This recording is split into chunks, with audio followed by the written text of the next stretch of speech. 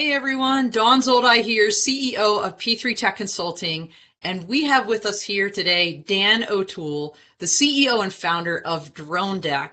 And we're going to be talking today about how we can all follow Dronedek into the future of logistics. So Dan, welcome.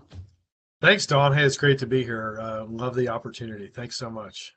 Absolutely, and I can't wait to learn more about Dronedek and your smart bot mailbox and how it's revolutionizing logistics and last mile deliveries.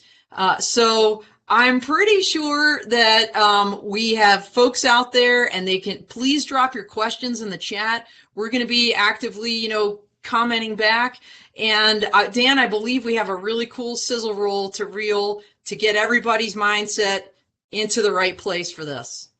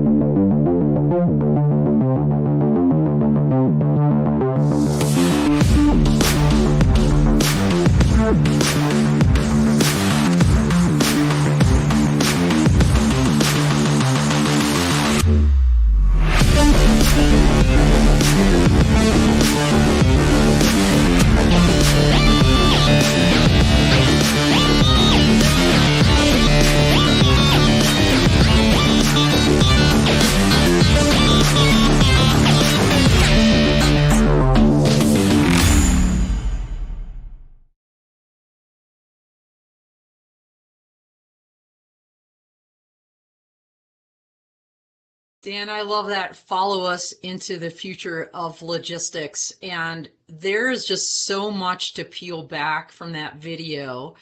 But where I like to start is the problem statement. So what problem were you trying to solve when you created Dronedek? Yeah. So we say protected, connected, secure. We're solving for a lot of problems, a lot of issues out there, right? One is every day there's 1.7 million packages stolen in the U.S. today. So if you get this whole industry of delivery happening through autonomy, you're going to have a whole industry of autonomous delivery theft, right? So Holy shnikes, that's a crazy number. It is crazy. It's, everybody thinks, hey, it didn't show up. I call Amazon, they just send me a new one. And guess what? We're all paying for that, right? That doesn't even touch misshipped items, right? How often does some office supplies or something show up at your office and nobody knows whose they are? Those things never get back to where they were supposed to go. So we're all paying for that too. So it's a big opportunity. We're going to change the world. Wow. All right. Awesome. And I know you plan to change it in kind of three different ways, right? Three different aspects of the product. So we talked about protect, connect, and secure. So let's kind of walk through those a little bit. And let's start with how Dronedek protects these delivery items, whether it's traditional mail, drone delivery, food services like those autonomous ground vehicles that come up and deliver things, DoorDash, Uber Eats. How does it work, Dan? Yeah, well, we first want to say that we're platform agnostic, which means we're welcoming to all shippers and deliverers. So we're consolidating all delivery to one secure point. That includes the robots, the unmanned driverless vehicles, the aerial drones, as well as conventional, the Amazon UPS guy, and the U.S. mail. So the notion of consolidating all those things to one platform is huge, right? Because nobody's going to have three drone decks in front of their home or business. There's only going to be one. So it's important that that functions with all your needs. So we're doing that. We've got our own API that we've developed, and we're sharing that with shippers and deliverers that are on our platform. And that gives them encrypted access to the drone deck platform. So when the drone pulls up or flies up, or a robot pulls up, it sends an API radio transmission to the drone deck. It authenticates that it's the right delivery mode with the right item to the right drone deck. Once that's approved, it opens up, allows access of that delivery. The camera on the delivering unit, whether it's a robot or an aerial drone, confirms delivery. It sends a message back. The doors close and secures the cargo. We turn around, send a notification to you, hey Dawn, your hot pizza's here, come get it. Or your new iPhone just arrived, whatever it is. You don't have to leave your office because your iPhone's sitting on your front porch and you're afraid some crook is going to beat you to it, right? Yeah, or, to the point of protection, someone chucks my iPhone on the porch and it's raining out, or it's snowing. I mean, how many times, you didn't talk about this, but I imagine packages often get, damaged or even destroyed, the contents of them by weather alone. And so tell us about Drone Deck and how it actually like physically protects the contents. Yeah, absolutely. We have a heated and cooled cargo area that can be turned on, activated from the vendor. So if Papa John's were delivering a pizza to you, we would allow them to turn on the heat in your drone deck. If you have pharmaceuticals being delivered by Walgreens, we would allow them to turn on the cooling. So that's one form of protection. We're also building to the standard of a weather station. So we're weatherproof, insulated to keep the product at the temperature it's supposed to be at. And we're trying to think of everything. We even have a heated door to remain operational in any climate. They're going to be deployed throughout the world. So we're thinking of everything that we can. And we'll have to add or adjust later if we missed something. But I think we're on a good pace here. We've got some good things happening. Well, I feel like you've thought of everything, honestly. And I saw that heated door. I thought of, I was up in North Dakota, and it's, they say in the Air Force, they say, why not? Freezing's the reason. And I can imagine, if you didn't have a heated door, that it could freeze. I mean, people have to plug in their car batteries, right? So they Oh, start. totally. So If the door, it all starts with the door opening, right? If we can't do yeah. that, everything else is off the books. So Oh it my starts with gosh. that. Yeah. So you try to think of all that. We have a really robust patent portfolio, 111 claims that we've either been awarded or have filed for. So things like that, that people just weren't thinking about, on the next generation mailbox that we did, and we've got that. That's in our patent, so we're proud of that. I know you've got a lot of pet. We're going to talk about that here momentarily, but so we talked about protect. I want to talk about connect because you alluded to it. But how does Drone Deck connect to all of these different delivery systems? You mentioned API. Like, how does it actually work? Yeah, we've got our own proprietary API that we've developed. It's when the drone or the manufacturing, or I'm sorry, the shipping mode comes in, whether it's a robot or a unmanned vehicle or a robot, it sends a proprietary signal to us, and we authenticate it. There's like an air traffic control or a delivery control, if you will, that's part of the backbone of the system. So we're making sure that we're not overloading a box. We're actually having a reservation for a certain delivery to come at a certain time. And that we're working with the logistics companies on that. So it's really a really cool behind the scenes system that is going to be seamless to you, the user, but behind the scenes, it's just as sophisticated as air traffic control for passenger flight. And we're hooked up with Oracle. We've partnered with Oracle, Drone Deck powered by Oracle, which is cool. They're providing all the big data for opportunities for us, but also all the cloud computing. So everything's housed in the cloud, and we have worldwide access. Wow, and I know this is GPS location enabled, all of those things you talk about, almost like air traffic control for mail, Right. whether it's coming from the air or not. So let's pivot to security. Security is always on people's minds. How do you provide that? Security it's a need today, whether factor out the autonomy for a minute. The mailbox today is totally unsecured, right?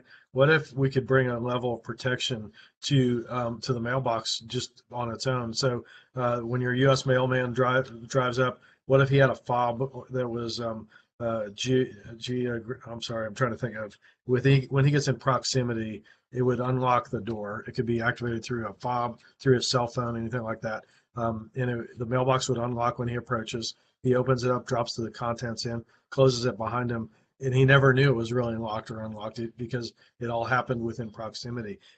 So we can track all the openings and closing of a mailbox, the deposits. It's great reporting. If that mailman got terminated in the middle of his day, we could turn off his credentials and he could not get into his encrypted mailboxes. So, even things like that we're thinking about today. There's a need, going back to the 1.7 million items stolen every day, there's a need today for security, whether you're dealing with autonomous or conventional delivery. So we're really proud of that. We think that's one of our most basic and one of our biggest offerings.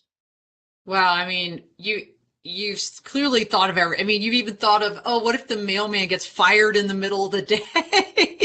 I mean, like let's cut off his access right away. I love that.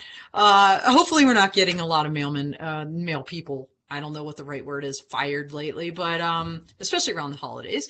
But let's talk about the use cases, because we have, like you said, Uber Eats and regular U.S. Postal Service mail delivery, things like this.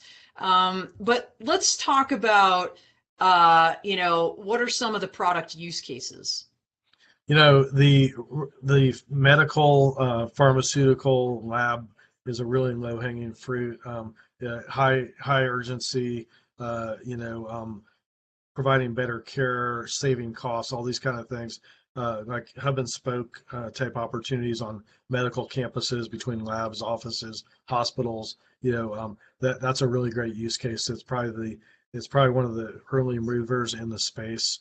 When you have emergencies, the room is full, people are waiting for samples, uh, patient care, patient quality, all these things enter in. And there's frankly a lot of miles driven. We're dealing with a group in Indianapolis right now. They drive over 2 million miles a year with couriers delivering these. And there's a lot of scenarios where um, if you go as the crow flies, you can get something there in just minutes, where it might take up to an hour, 45 minutes to an hour to drive it there around windy roads, up hills, or across water, things like that. So it's better, faster, fresher, and cheaper. That's what we say about Dronedek. The opportunity, really everything we set out to do.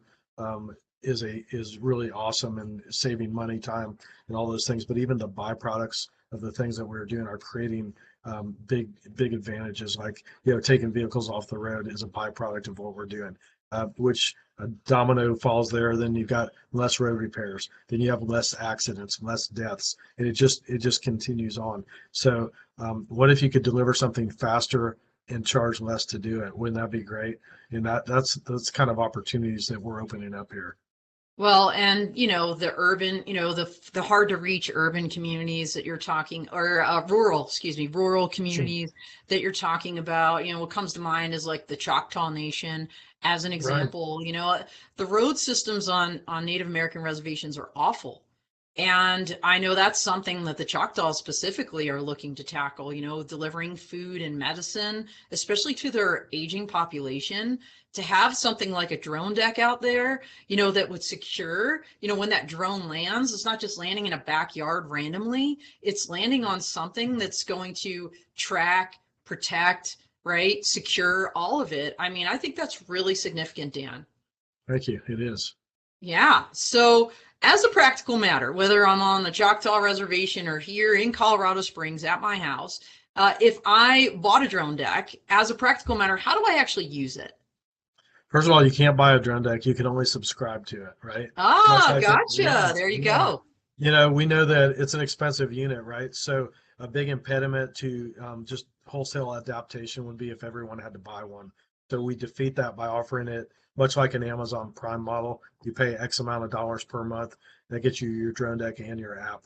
And so what we want to do is we want to roll out very strategically, very methodically. We want to target zip codes based on three metrics. One is a willing municipality, a demographically rich user base, and then the accompanying delivery infrastructure. So when you have all three things marrying up, that's a zip code that we want to work in. So we want to go in and we want to saturate the zip code. We don't want to focus really on one area over another because 91% of all deliveries are 5 pounds or less. So that's right in the Mm. sweet spot for autonomous delivery to a drone deck. So why not just take advantage of that economy of scale by saturating, blanketing that whole zip code, and then you can use you can deliver interchangeably to all different use cases.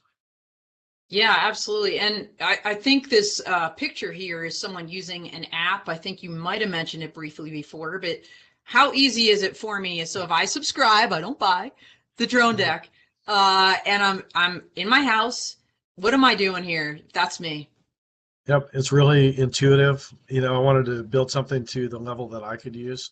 So just wanted, I don't want people spending tons of time trying to figure it out, right? Pick it up and realize very quickly what you want to do. So you really, you would just pick your provider of what you want to order.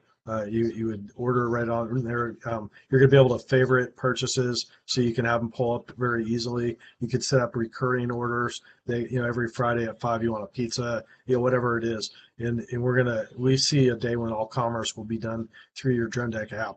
We connect you to your vendors, and they know what you want. They know what the temperature needs to be, and it's all right there. In fact, just to that point, reverse logistics in the U.S. is a $1 trillion market. The returns industry. I just saw where a lot of retailers are going to start charging for returns because people order like 3 sizes of something and keep the one they want, send the other ones back. But what if you wanted to return something?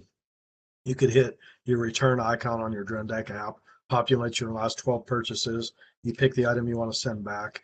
It alerts Amazon. It dispatches UPS. You drop that item into your Drone Deck cargo area. You don't have to print a label. You don't have to find the receipt. The item gets picked up and goes back seamlessly, and you just get your credit. You don't have to go to Kohl's or go to the UPS store or any of those things. So we're just trying to make life very easy. We're a spoiled consumer, right? Everybody wants everything faster, cheaper now. And, we're trying to cut down on steps, carbon neutral by 2050, taking vehicles off the road.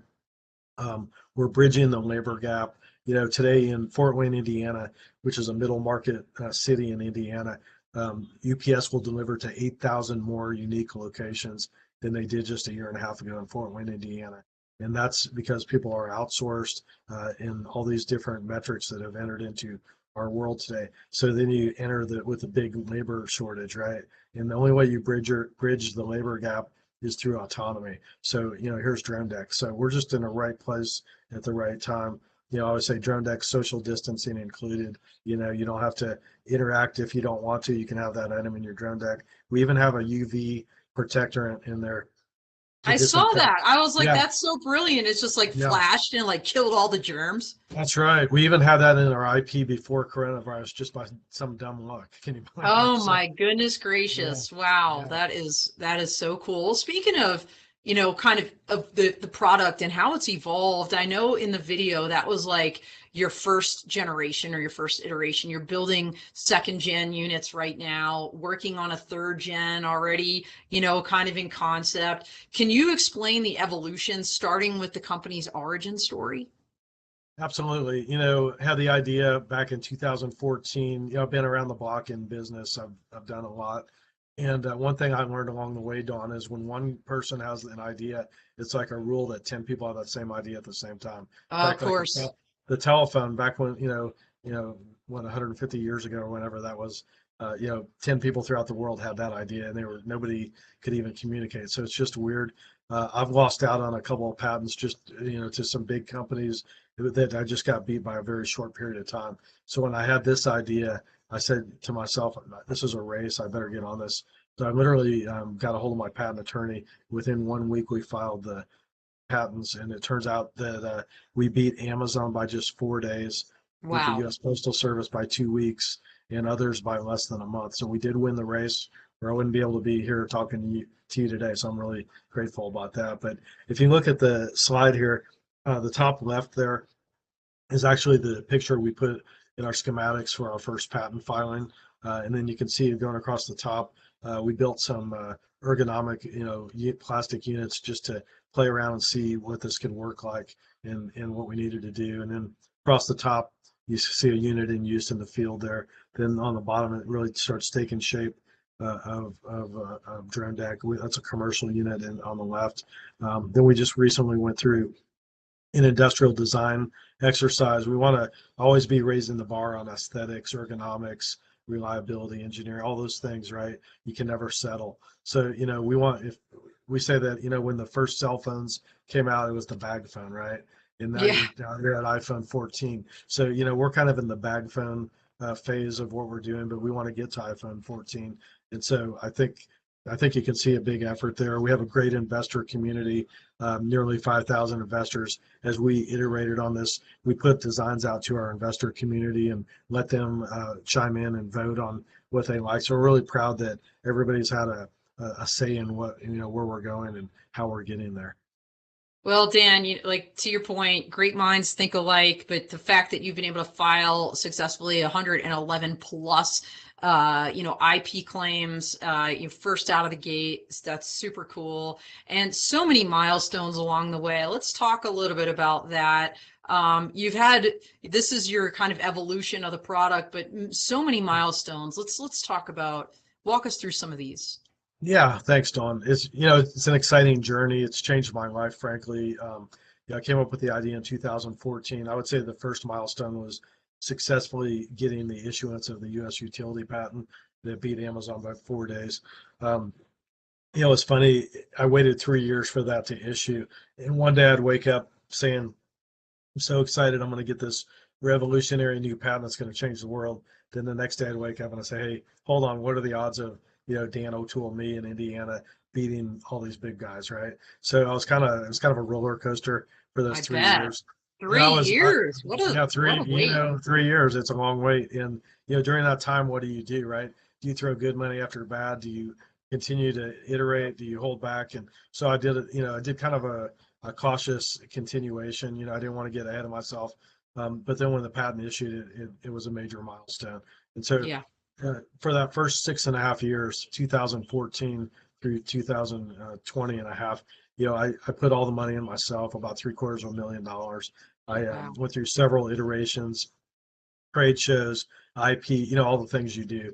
And then I was at the end of the day there, I had 25 engineers working every day over in India. I was really laboring. It was very expensive, all the things I was doing.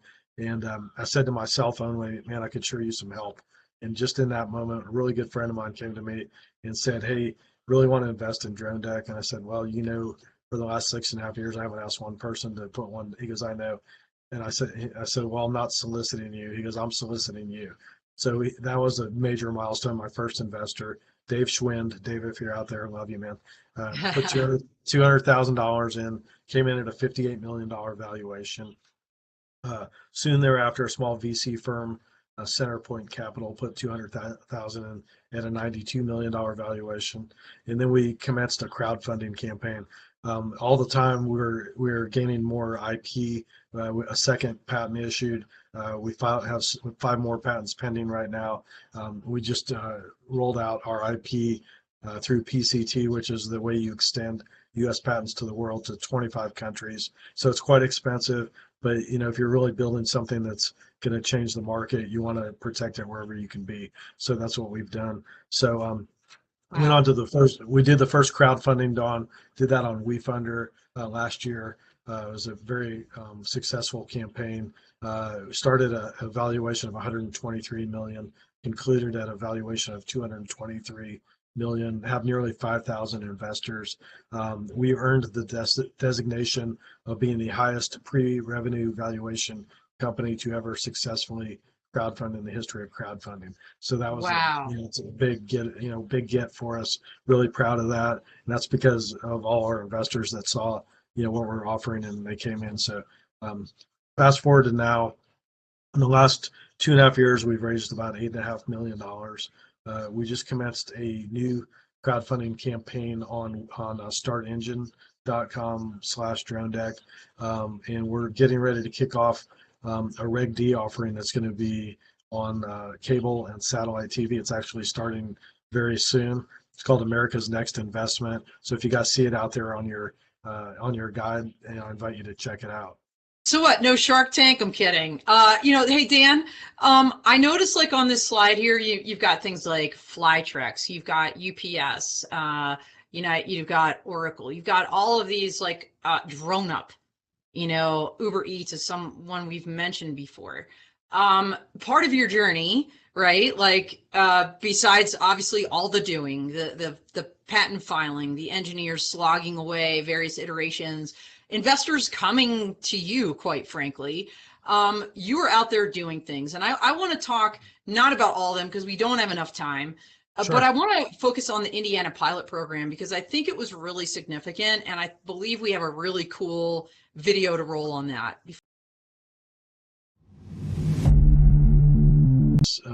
If that's okay.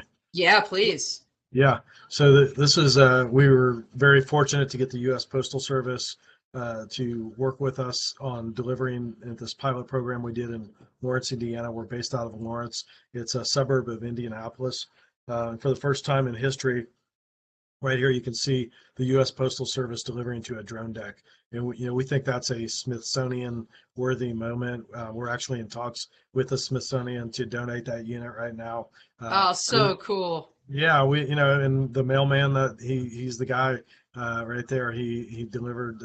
We had multiple units set up in Lawrence, and for 2 weeks we ran a pilot with the USPS just to prove out the fact that we could interact conventionally with the U.S. Postal Service while doing other autonomous deliveries, and it went off seamlessly. It was a great pilot. Really excited about how it turned out. We had the mayor there, and we cut a ribbon, and we did all the hoopla that you'd want to see with a brand new technology. So, what can I say, Dawn?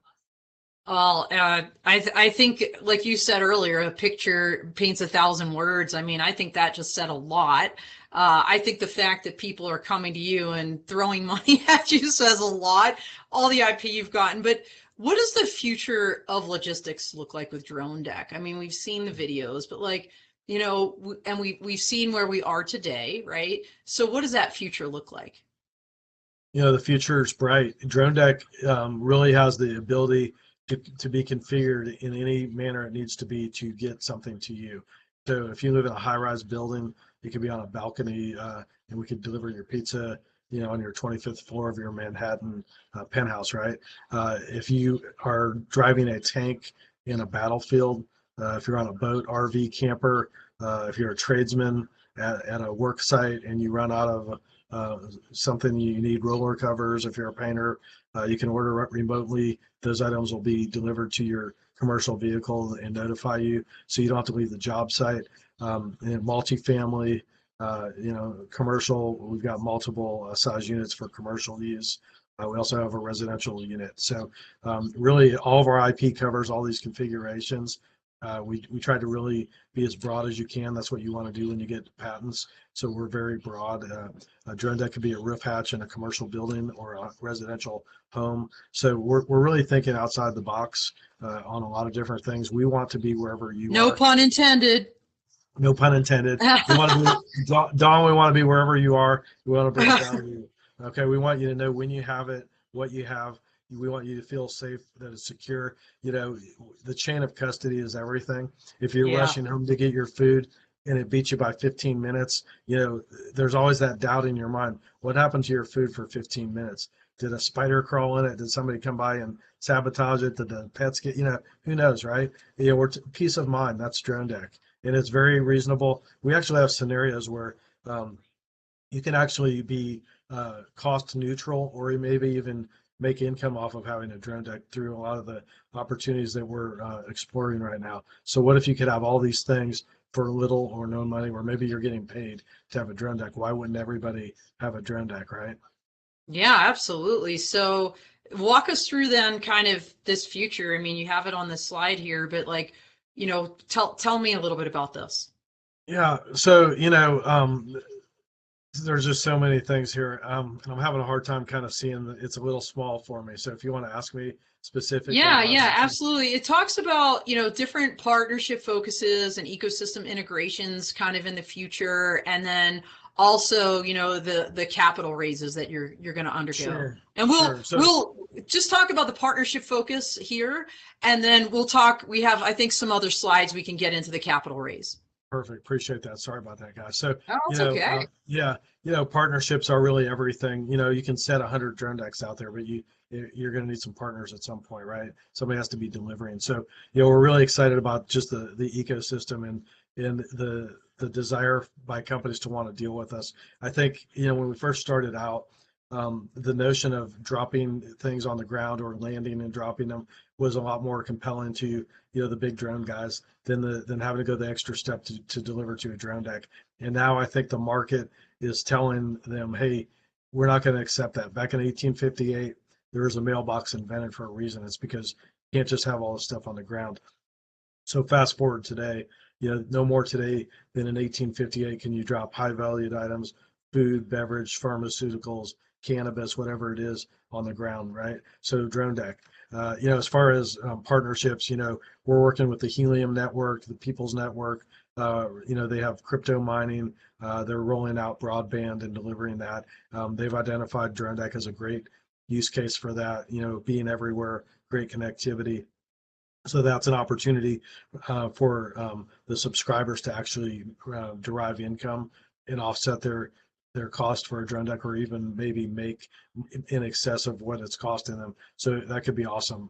We're coming out with a credit card. We haven't announced this at all yet, but we're going to be coming out with a new credit card. All of your purchases can go on. It'll be an actual Visa or MasterCard, and we're in the loop on that. So you can derive. You heard it first here, That's everybody. right. The That's right. Drone Deck MasterCard. I love it. That's right. That's right. So, and how you only earn points or mileage, right?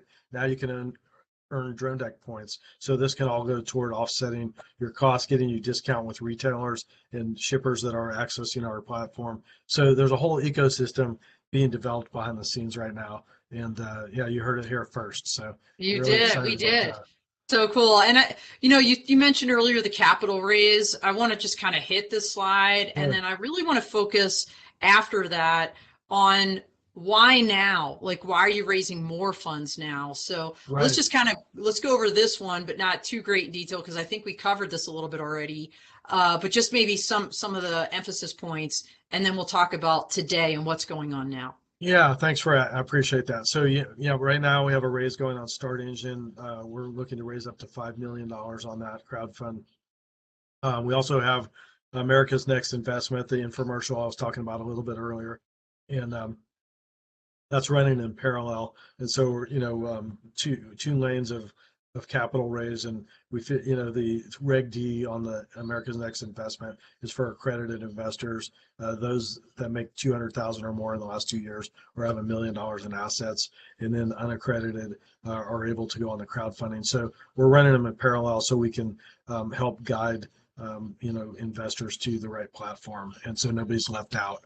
But great question about what we're using the capital for. Yeah, we're like, why now? Like, what? Yeah, Like, why now? Yeah. Hey, and that's a great question because we've been asked that, and it's really important that people know the future is today. It's not tomorrow. It's all based on what you do today, and we want to keep iterating, developing, doing everything we do. We don't want to have any hands tied behind our back. We want to be out there acquiring great talent, great engineering, continued IP, just adding production units, piloting, trade shows, travel, partnership, all these different things. Every aspect of running a business, we're doing that. And we've got a great, fully engaged and just impassioned team. In fact, I have a little show called The Dan Show that I do to keep our investors updated. And we just filmed part of that today, and actually went through and introduced our whole team, and everybody got to talk. So that's something to look for if you guys want to know more intimate details about how we operate and who we are. But that's a great question. I want people to know that we're not just raising money for the sake of raising it.